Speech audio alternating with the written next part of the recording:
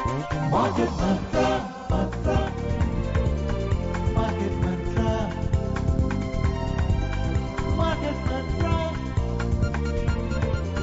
Market Mantra, Market Mantra, Mantra, Market Mantra, Mantra.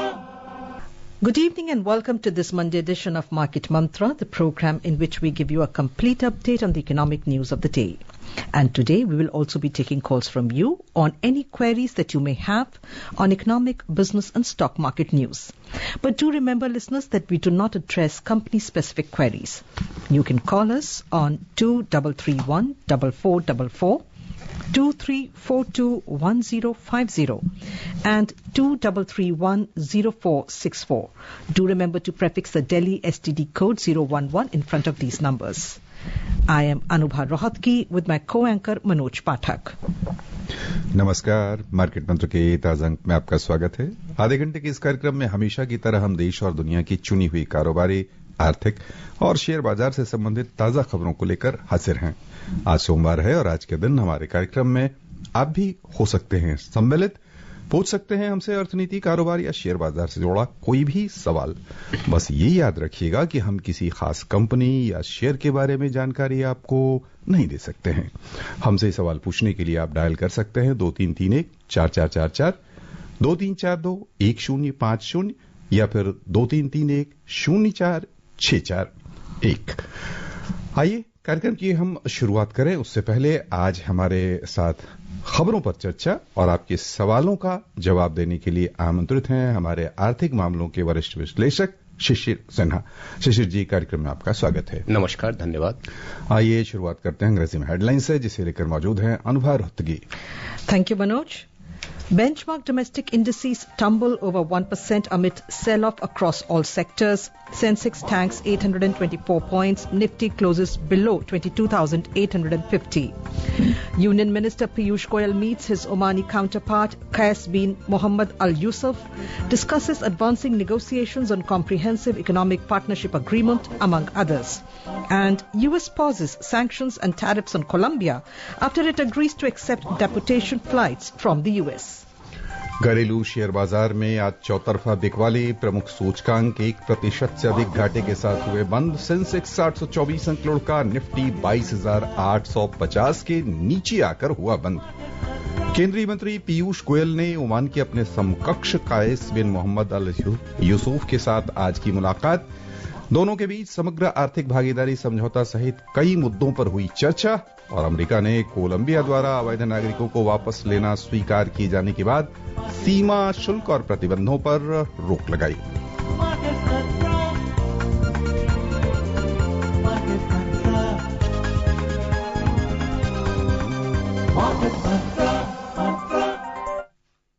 घरेलू share बाजार में आज चौतरफा बिकवाली की गई। हमारे साथ कई श्रोता फोन लाइन पर आके जुड़ चुके हैं। हम आप सभी का स्वागत करते हैं। बस धैर्य के साथ फोन लाइन पर बने रहने की आपसे उम्मीद रखते हैं। कृपया हमारे साथ फोन लाइन पर बने रहिए। आज की बिकवाली से प्रमुख सूचकांक 1% से अधिक घाटे के साथ बंद हुए। बॉम्बे स्टॉक एक्सचेंज का सेंसेक्स कारोबार के अंत में 824 अंक यानी 1.08% नुकसान के साथ 75,366 पर बंद हुआ। उधर नेशनल स्टॉक एक्सचेंज का निफ्टी 50 263 अंक यानी 1.14% घटकर 22,829 दर्ज हुआ। विस्तारित बाजार की ओर चलें तो वहां छोटी और मझोली कंपनियों को कहीं अधिक नुकसान आज उठाना पड़ा है। बीएसई मिड कैप इंडेक्स 2.6% घाटे में रहा। स्मॉल कैप इंडेक्स 3.5% लुढ़क गया। And Manoj, before I give a detailed overview of the stock market, let us take the first call because we already have a couple of listeners with us online. So this first call is coming in from Ahmednagar. Mr. Mukund is calling us. Mr. Mukund, welcome to Market Mantra. Please ask your question. My question is all our Market Mantra, Happy New Year and good evening. Good evening. जी अपना सवाल पूछें। Senior citizen giving के बारे में। जी पूछें। और मेरा जो सेविंग जो SC/SS है वो मैच्योर हुआ तो 3 साल के लिए कितने बार कर सकते हैं और मैच्योर होने के बाद कितने महीने में अपन उसको रिन्यू कर सकते हैं? ओके। मुकुंद जी, आप अगर अपने सीनियर सिटीजन सेविंग स्कीम, जो अगर मैं समझ पा रहा हूं कि डाकघर में आपने खोल रखा है, उसमें रिन्यूअल करने की कुछ शर्तें होती हैं। एक निश्चित समय के भीतर ही आप रिन्यू करा सकते हैं और अमूमन आपको एक बार रिन्यू कराने की अनुमति दी जाती है। तो आप अपने डाकघर में अगर आपने एक बार करवा रखा है तो शायद आपके लिए संभव ना हो पाए, लेकिन अगर आपने नहीं कराया तो आप जाकर के करवा सकते हैं। जितनी जल्दी करा लेंगे आपको फायदा ये होगा कि उस समय जो ब्याज दर ऊंची चल रही है उसका फायदा आपको मिल पाएगा। नहीं तो क्या होता है कि ब्याज दर में कोई भी बदलाव होगा तो नया ही वो आपके लिए वो शर्त आपके ऊपर लागू होगा। हमारे साथ रायगढ़ से कुश हैं फोन लाइन पर। कुश जी, लाइन पर बने रहें, हम खबर के बाद आपसे बातचीत करेंगे। So now let's take a detailed look at the stock market. Benchmark domestic equity indices today tumbled over 1% amid sell-off across all sectors. The 30-share index at Bombay Stock Exchange, Sensex, tanked 824 points or 1.08% to close at 75,366. Similarly, the National Stock Exchange Nifty 50 dropped 263 points or 1.14% to settle at 22,829. The broader market indices at BSE also witnessed intense selling pressure. The mid-cap index dropped over 2.6% and the small-cap index plunged 3.5%. In the Sensex index, 24 out of 30 companies locked losses. In the top laggards, HCL Tech plummeted 4.6%, Zomato slumped nearly 4.5%, and Tech Mahindra dropped over 4%. Meanwhile, among the top gainers, ICICI Bank rose over 1.5%. Hindustan Unilever and Mahindra both added almost 1% each, and SBI Bank gained over 0.6%. In sectoral indices at the BSE, all 21 sectors ended in negative territory. In the top laggards, telecommunication nosedived over 3.8%, focused IT as well as information technology both slipped over 3.3%, and tech dropped over 3%. The overall market breadth, as expected, at the BSE was negative as shares of 3,522 companies declined. Shares of 593 companies advanced, while shares of 119 companies remained unchanged. At the National Stock Exchange, 20 companies hit their 52-week high, while 452 hit their 52-week low. Anubha, एक correction करना चाहेंगे। अभी जो मुकुंद जी ने सवाल पूछा था, ये पिछले साल तक ये नियम था कि एक बार ही करा सकते। अब नया नियम है कि आप जितनी बार चाहें करवा सकते, लेकिन 3-3 साल के ब्लॉक में कराना होगा। यानी कि जो इसकी अवधि होती है 5 साल की, उस 5 साल के बाद आप इसका रिन्यूअल करा सकते हैं। वो आप जितनी बार चाहे करा सके। चूंकि मुझे जो पहले वाले नियम याद आ रहे थे, वो नया बदलाव हुआ है। तो मुकुंद जी, मुझे उम्मीद है कि आप अगर रिन्यूअल कराना चाहें, जितनी बार कराना चाहे करा सकते हैं। 3-3 साल के ब्लॉक में करा सकते हैं। रायगढ़ से हमारे साथ फोन लाइन पर धैर्य के साथ प्रतीक्षा कर रहे हैं कुश जी, बहुत बहुत स्वागत। अपने रेडियो की आवाज बिल्कुल धीमी कर लीजिए। जी सर। जी, सवाल पूछें, स्वागत आपका। सर, मेरा सवाल ये है कि आज जो इतना मार्केट टूटा है जी, उसके पीछे का कारण क्या है और कैसे पता करें कि मार्केट कब आज टूटेगा या चढ़ेगा। और दूसरा मेरा सवाल है कि स्टॉप लॉस के बारे में हम लोग को समझ में नहीं आता, स्टॉप लॉस को कैसे सेट करें। जो आपका आज का सवाल है कि आज बाजार क्यों गिरा, देखिए इसकी सीधी सी जो अगर वजह बताए तो एक नहीं है, कई हैं। सबसे पहली चीज यह है कि जो चीन ने एक आर्टिफिशियल इंटेलिजेंस का नया वर्जन जो उनकी कंपनी ने जो तैयार किया है, जो काफी सस्ता माना जा रहा है, उससे अमेरिकी बाजार में घबराहट थी, जिसको हम लोग नैस्डैक फ्यूचर के नाम से जानते हैं, और उसमें तेज गिरावट देखने को मिली और वहां की टेक कंपनियों के शेयरों में तेज गिरावट देखने को मिली। तो उसका एक असर जो है हमारे बाजार पर पड़ा। दूसरा यह है कि कल और परसों एफओएमसी, यानी कि वहां पे जो जैसे हमारी एमपीसी है उसी तरीके से वहां पे एफओएमसी है, जो फॉरवर्ड जो उनकी फेडरल रिजर्व की जो कमिटी है जो कि ब्याज दरों को लेकर के फैसला करती है, उनकी बैठक कल और परसों होने वाली है। और ऐसी मतलब अनुमान है, ऐसा अनुमान है कि शायद वो ब्याज दरें ना घटाएं। तो दूसरा कारण यह है। और तीसरा कारण यह है कि बजट को लेकर के थोड़ी सी बाजार में एक अनिश्चितता की स्थिति है। वो समझ नहीं पा रहे हैं कि बाजार में बजट में किस तरह के प्रोत्साहन या किस तरह के उपाय किए जाएंगे। तो ये 3 कारण है जिसकी वजह से बाजार आज टूटा है। दूसरा जो आपने प्रश्न पूछा था कि स्टॉप लॉस क्या होता है, देखिए इसका अगर बहुत ही मैं सरल शब्दों में कहूं कि आप किस स्तर तक घाटा उठाने की स्थिति में है। हम लोग देखिए ऐसा होता है कि हम लोग मुनाफे की बात हमेशा करते हैं, घाटे को लेकर के नहीं सोचते हैं। तो आपको एक स्तर दिया जाता है जहां तक आप घाटा उठाने की स्थिति में, और तमाम जो बाजार विश्लेषक हैं जो तकनीकी आधार पर और बुनियादी आधार पर गणना करके आपको बताते हैं कि आपको किसी खास शेयर में स्टॉप लॉस कितना लगाना चाहिए। Let's go on to the next caller. Mr. N.R. Prasad is calling us from Bangalore. Mr. Prasad, welcome to Market Mantra. Please ask your question. Hi, good evening, Market Mantra. This is N.R. Prasad from Bangalore. Mr. Sinha, two questions. See, the market in the last 1 week, especially the banking sector, some rallied very well, some fell down. Any specific reason? My second question is, actually the green energy sector, which is likely to get a boost in the budget, which comes under the PLI scheme. Anything specific is going to happen, because many of the green energy sectors are under the rock bottom as of now. So anything can happen in the budget. Even we are long awaited, 20th January, 7th February, 8th February, all that, nothing is happening on that one. So these are my two questions, sir. Can you answer on that? Thank you. Okay, coming to your first question about the financial sector shares, especially the banking sector. More specifically banking sector. See, at this moment we are seeing good growth in the advances. I mean, that means the loan, more demand for loan is there, while the deposit growth is slightly lower. So now the RBI is putting more and more money into the market so that the banks should be able to provide more loan. So when the loan growth is good, that is going to benefit the banking sector per se, and that is one reason. And the second thing is that the deposit interest rate, we are also seeing some rise on the deposit interest rate, which will in turn impact on the loan giving ability of a bank. So this is one of the reason. And second thing is that the financial sector, the demand is going to be very high in the coming days because of the high expenditure by the government on the infrastructure sector. So this is one of the reason why financial sector shares are in news, and they are also giving good return on equity. The second question, you talk about the renewal thing or the green energy per se. Sector, the expectations. Yeah, of course. I mean, if you can remember last budget, we saw one particular scheme related with the solar.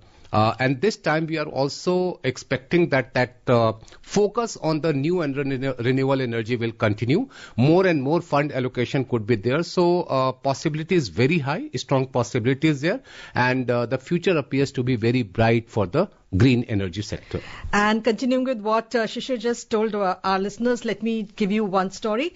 On a review of current liquidity and financial conditions, the Reserve Bank has decided to conduct certain operations to inject liquidity into the banking system. As per the bank's press release, the RBI will hold open market operations OMO purchase auctions of Government of India securities for an aggregate amount of 60,000 crore rupees in 3 tranches of 20,000 crore rupees each on 30th January, 13th February and 20th February 2025.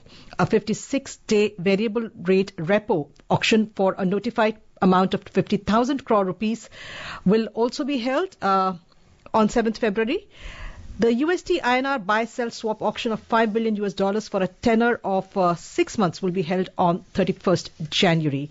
The release further stated that the detailed instructions for each operation shall be issued separately.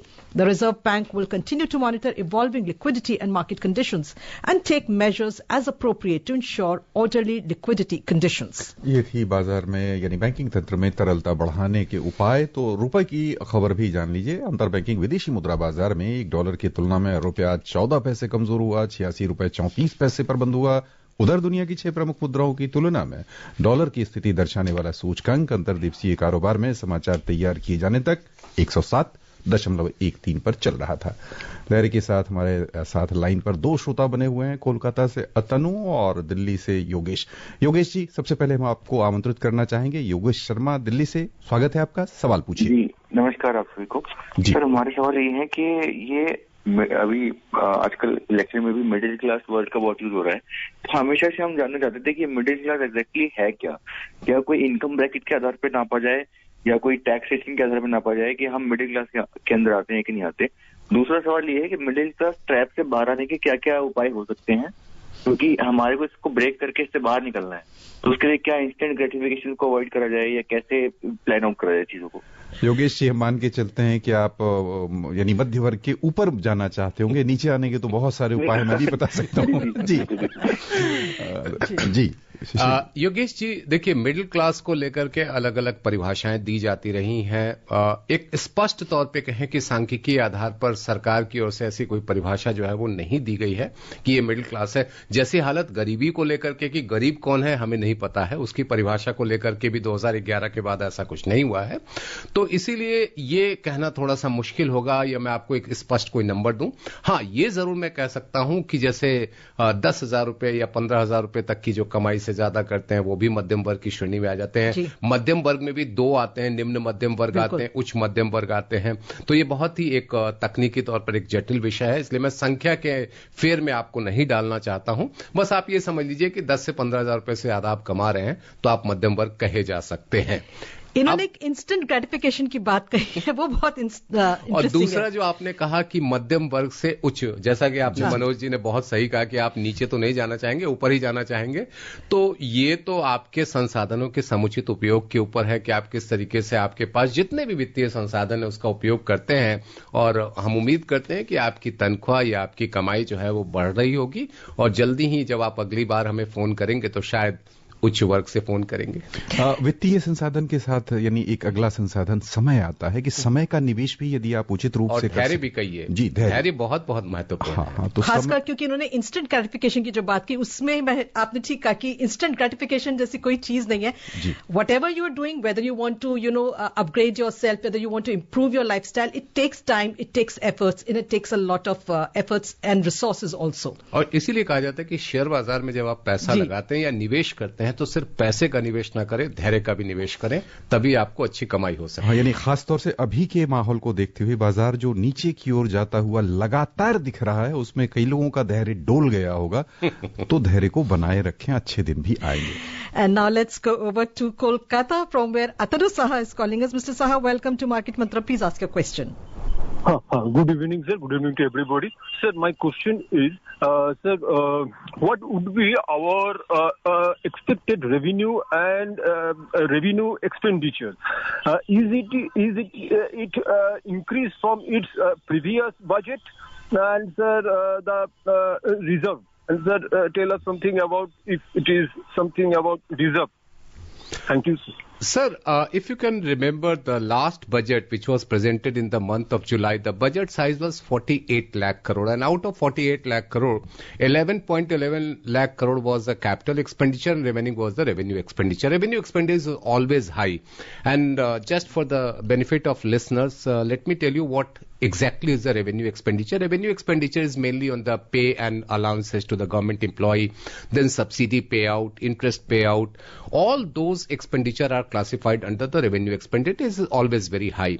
So as of now, if we talk about say budget of 50 lakh crore or 51 lakh crore, so you can expect of revenue expenditure of more than 40 lakh crore. That's a possibility we can say. So at this number, it is very difficult to guess any number for capital expenditure or the revenue expenditure because we do not know what is the size of the budget. And since just 3 days we are having in this month before the presentation of the budget, so I won't go for any guess of the number. So that is the definition of the revenue expenditure. And let me tell our listeners that for all the details of the list, upcoming budget, you can continue to listen to this program as well as our spotlight programs. And also on 1st February, do remember to tune in to our special program on budget from 9 in the morning.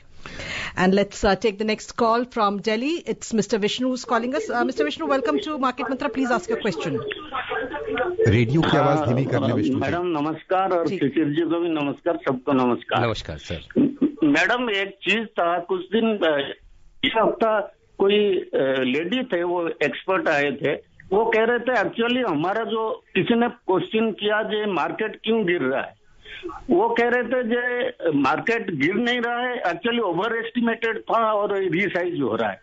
तो actually क्या है, वास्तविकता क्या है, please समझाएं।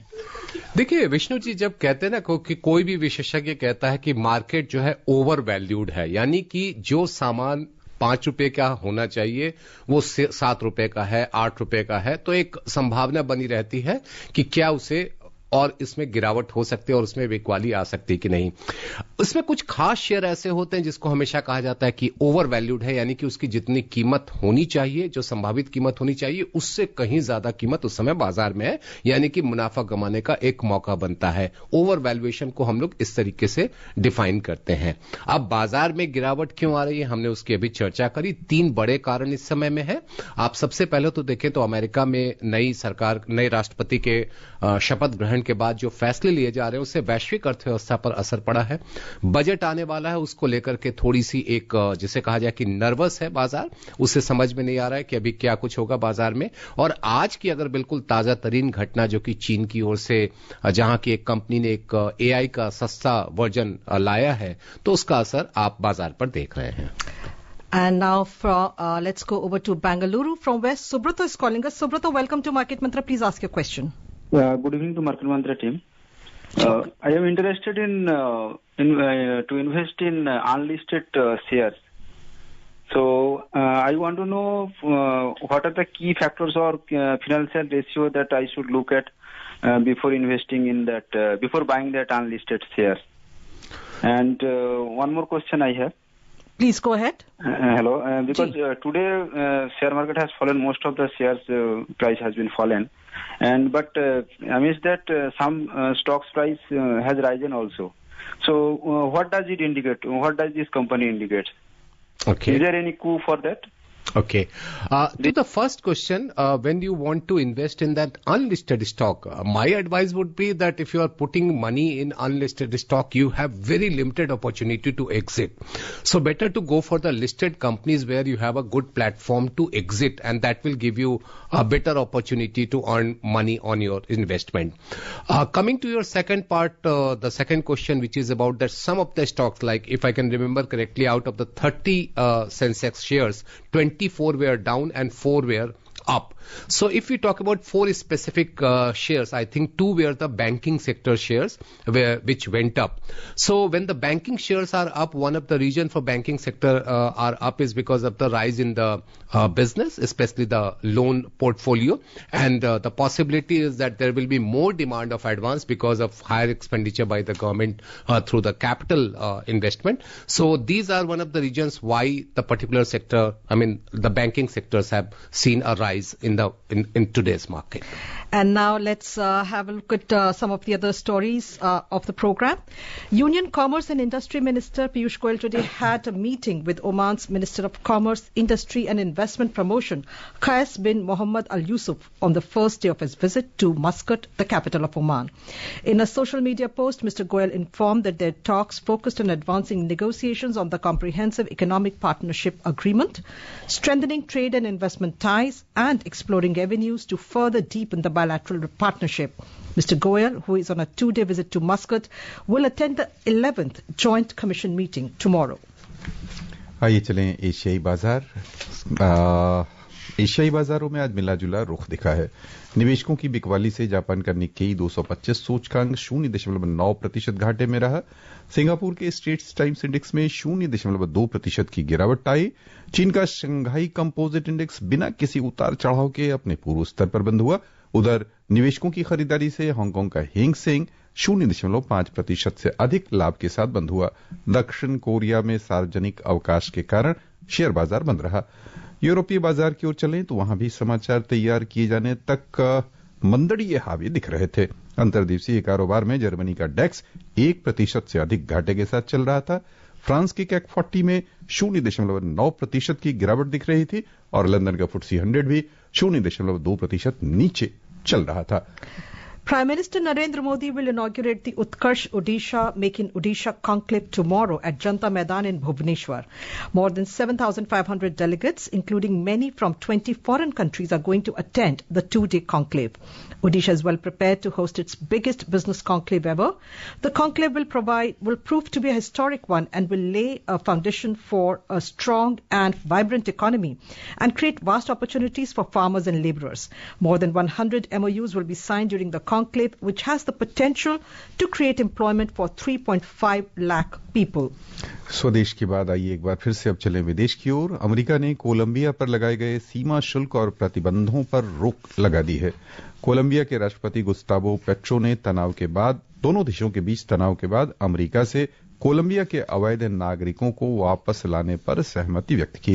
राष्ट्रपति petro ने कल निर्वासित प्रवासियों को स्वीकार करने से मना कर दिया था, जिसके जवाब में अमेरिका के राष्ट्रपति डोनाल्ड ट्रंप ने कोलंबिया के आयात पर 25% सीमा शुल्क लगा दिया था और इसे 50% तक बढ़ाने की चेतावनी दी थी। The United States has suspended all foreign aid and ordered the review of American financial assistance to other countries to ensure they are efficient and consistent with its foreign policy under the America First agenda. The move comes after President Donald Trump signed an executive order in this regard.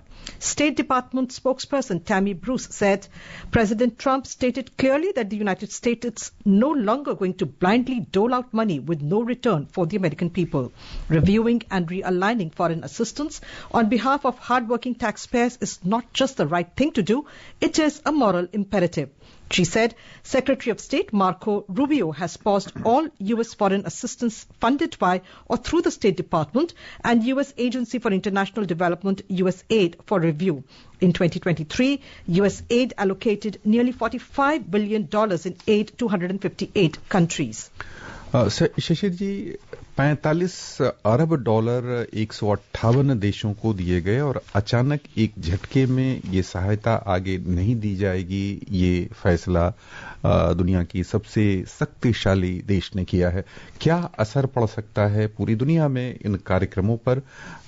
आर्थिक आयाम भी इसके, सामाजिक आयाम भी, क्या क्या आसार हैं आने वाले दिनों में इस फैसले के?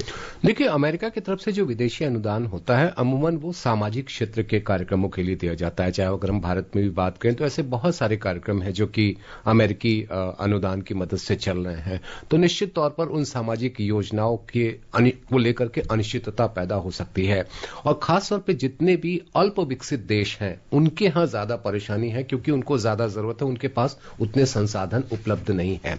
तो अब अमेरिका के बहुत सारे फैसले जो हैं उनके पीछे के तर्क और तथ्य को समझने में थोड़ा समय लगेगा। उनकी अपनी सोच होगी, जैसे उन्होंने मागा का एक कंसेप्ट दिया है। इस तरह की बहुत सारी अवधारणाएं हैं जिसकी वजह से ये फैसले लिए जा रहे हैं। लेकिन उसका नतीजा ये है कि आपकी सामाजिक योजनाएं, चाहे वो विकासशील देश की बात करें, अल्प विकसित देश की बात करें, उनमें असर तो देखने को मिल सकता है। Moving on to commodities, international crude oil prices eased today. Brent crude was trading over 0.6% down at $77.96 per barrel. And WTI crude fell over 0.7% to trade at around $74.11 per barrel when reports last came in. यहाँ पर टिप्पणी आपकी समझना चाहेंगे शिशिर जी। बाजार में कह लें कि तेल के दाम अभी कुछ ही दिनों पहले हम ऊपर जाता देख रहे थे और अब लग रहा है कि ये नीचे आते जा रहे हैं। भारत के नजरिए से तो अच्छी बात है, लेकिन अंतर्राष्ट्रीय जगत किन अर्थों में यानी देख रहा है तेल के भाव को? यहाँ भी अमेरिका को ले आइए जी, क्योंकि उन्होंने एक बड़ा अच्छा नारा दिया था, ड्रिल बेबी ड्रिल, यानी कि ज्यादा से ज्यादा कच्चे तेल का उत्पादन करना। और अमेरिका चाहता है कि जो तेल का निर्यात है, कच्चे तेल का निर्यात है, उसके बड़े हिस्से पर अपना अधिकार जमाए। तो ऐसे में जो माहौल है, बाजार का माहौल है, वो जाहिर सी बात है बहुत डिप्रेसिंग हो जाएगा, क्योंकि सप्लाई अगर बढ़ जाती है तो जाहिर सी बात है कि कीमतों में कमी आएगी और वही आप असर देख रहे हैं। कुल मिलाकर भारत के लिए अच्छी बात है। आइए चलें अब सर्राफा बाजार में समाचार तैयार किए जाने तक सोना मजबूत दिख रहा था। भारत में 24 कैरेट सोने का मूल्य 0.04% तेजी के साथ 80,430 रुपए प्रति 10 ग्राम पर था। वहीं चांदी 0.57% घटकर 91,390 रुपए प्रति किलो के स्तर पर थी। एमसीएक्स में फरवरी 25 आपूर्ति वाला सोना 0.1% घटकर 80,020 रुपए प्रति 10 ग्राम पर चल रहा था। मार्च आपूर्ति वाली चांदी थोड़ा सा घटकर 91,090 रुपए प्रति किलो पर कारोबार कर रही थी। और बस यहीं पर श्रोताओं की ओर से शिशिर जी आपका बहुत बहुत धन्यवाद।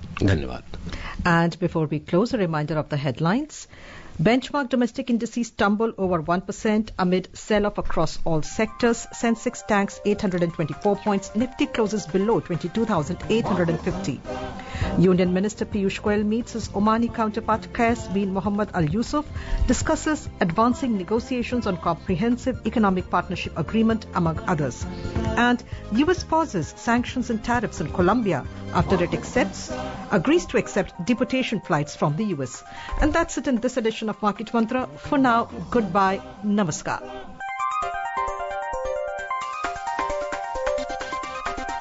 Market Mantra.